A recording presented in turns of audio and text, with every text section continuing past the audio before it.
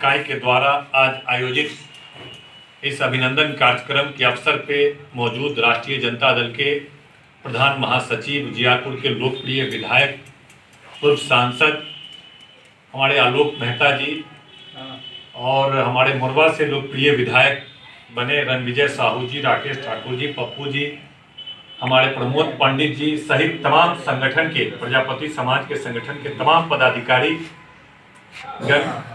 धन्यवाद देते हैं आप लोगों का कि आप लोग के आशीर्वाद, आप लोगों के सहयोग, आप लोग के परिश्रम की वजह से हम लोगों की यह जीत हुई है।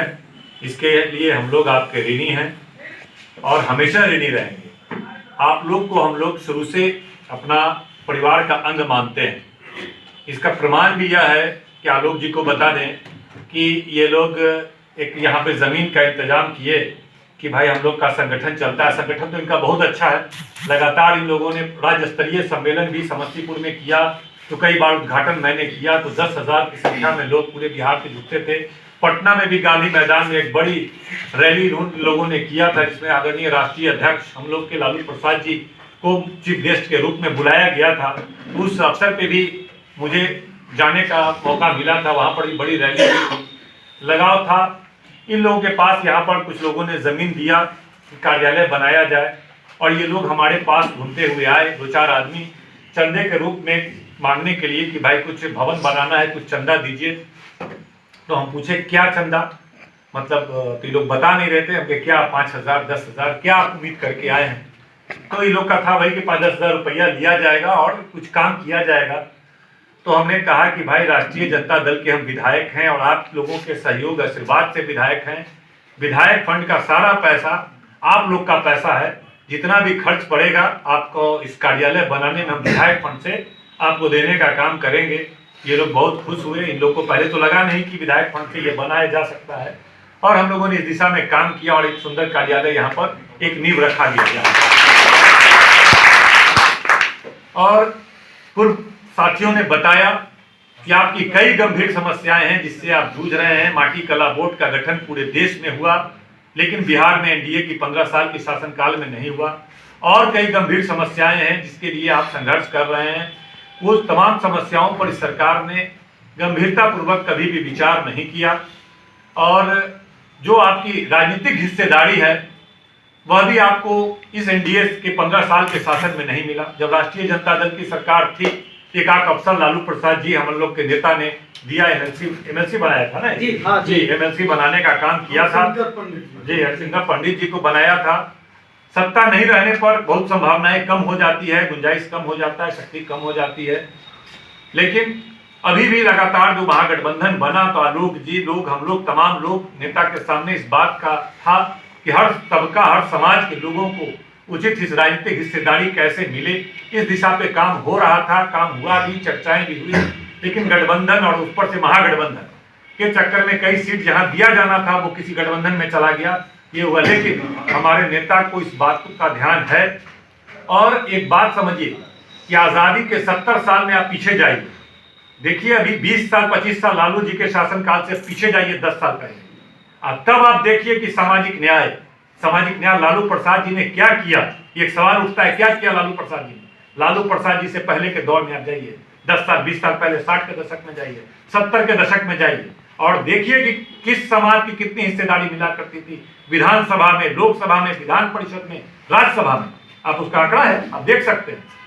पूरे जिसकी आबादी 85% है उसको 20% हिस्सेदारी भी नहीं था। जिसकी आबादी 15% है वो 85% सीटों पे कब्जा किया हुआ था, चाहे विधानसभा हो, लोकसभा हो, राज्यसभा हो, विधान परिषद हो। इस लड़ाई को बड़े बड़े समाज सुधारक पूरे देश में भी आए, राज्य में भी आए। कर्पूरी ठाकुर जी भी थे जिस दिशा में काम करना चाह रहे थे, लेकिन सफलता किन्हीं को सही ढंग से नहीं मिल पा रही थी। ये व्यापक बदलाव जो सामाजिक न्याय की लड़ाई में सफलता मिली, ये आदरणीय लालू प्रसाद जी के समय से। तब आप आंकड़ा देखिए कि कितनी आबादी किसकी थी, उसको उतना हिस्सेदारी मिल पाया कि नहीं। ईबीसी क्लास, जो अति पिछड़ा क्लास, या ओबीसी क्लास, पिछड़ा क्लास के लोग की हिस्सेदारी बिल्कुल नहीं थी। इसी जिला में आप देखिए 70 के दशक में इस जिला में क्या हुआ करता था, दरभंगा में क्या हुआ करता था, पूरे बिहार देखिए। तो यह सामाजिक परिवर्तन बड़े पैमाने पे हुआ। जो लोग उस जगह पे कभी नहीं पहुंचे थे, तमाम लोग पहुंचने लगे। तो इस लड़ाई को और एक जागरूक करने का काम, एक स्वाभिमान जो होता है, जो गुलामी, मानसिक गुलामी से लोग पीड़ित थे, जो क्या व्यवस्था थी, ये बड़ा काम किया।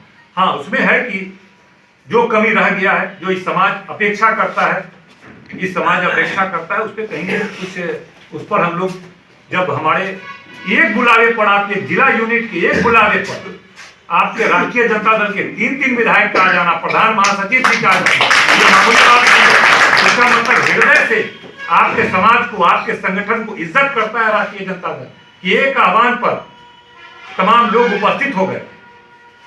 तो इस चीज को समझना होगा, इस चीज को समझना होगा कि आपके एक, कल मेरी बात हुई है कि ऐसे ऐसे प्रोग्राम है, आलोक जी भी आ जाएंगे, मतलब पटना से चल करके आपके प्रोग्राम में एक बार बुलाए।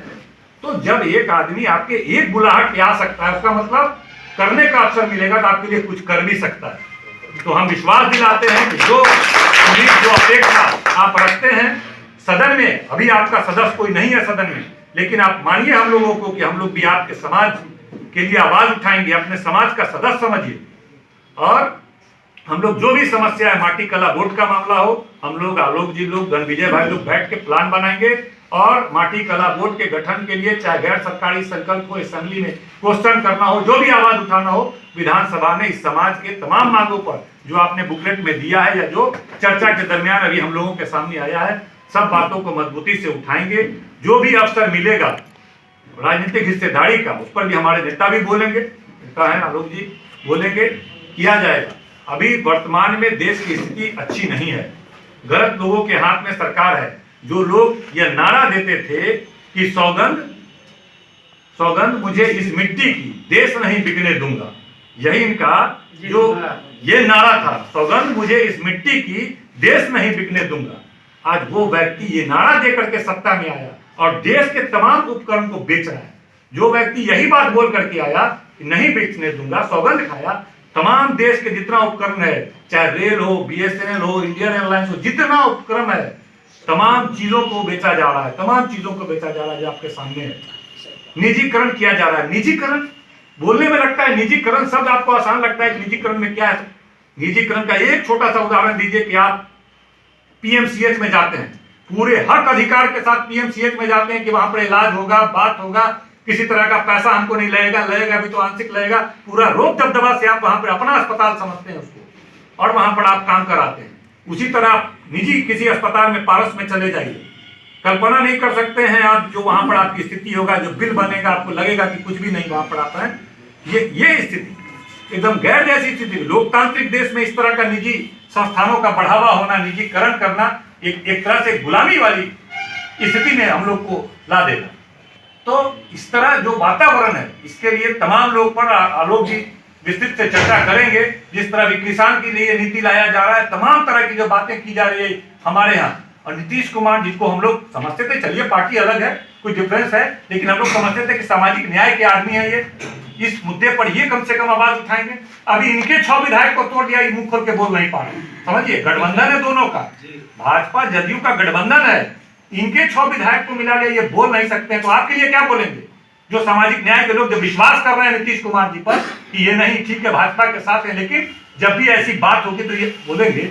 अपने लिए जो आदमी नहीं बोल पा रहा है कि नहीं कुर्सी पे बना रहना ज्यादा महत्वपूर्ण है बनिस्बत इन लोगों के मुद्दे को उठाना, इनके अधिकारों का रक्षा करना, तो वैसे मजबूर, वैसा कमजोर आदमी हमारा नेता नहीं हो सकता है। जो अपने हक की बात भी नहीं बोल सकता है, वो दूसरे के समाज के हक की क्या बात बोलेगा? इसलिए बिहार को एक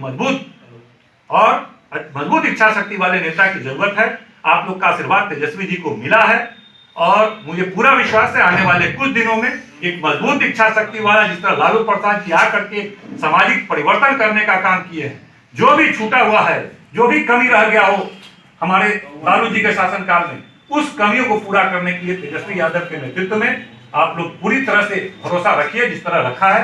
हम लोग विश्वास दिलाते हैं, हम जिला के तीनों प्रतिनिधि हैं, एकदम आपके भाई की तरह बन करके, आपके समाज का अंग बन करके आपके हर मांग को, हर लड़ाई को पूरा करने का काम करेंगे। और भी जो संगठन में जो भी सहयोग होगा हम लोग करेंगे। आप तमाम लोगों ने हम लोग को यहाँ पर बुलाया, सम्मानित किया, मदद किया, इसके लिए आभार प्रकट करते हैं। बहुत बहुत विधायक जिंदाबाद। धनंजय साहू जिंदाबाद, जिंदाबाद जिंदाबाद, आलोक कुमार मेहता जिंदाबाद, जिंदाबाद जिंदाबाद, एक बार प्रमोद जी के लिए भी हम लोग नारा लगा लेंगे, प्रमोद जी जिंदाबाद।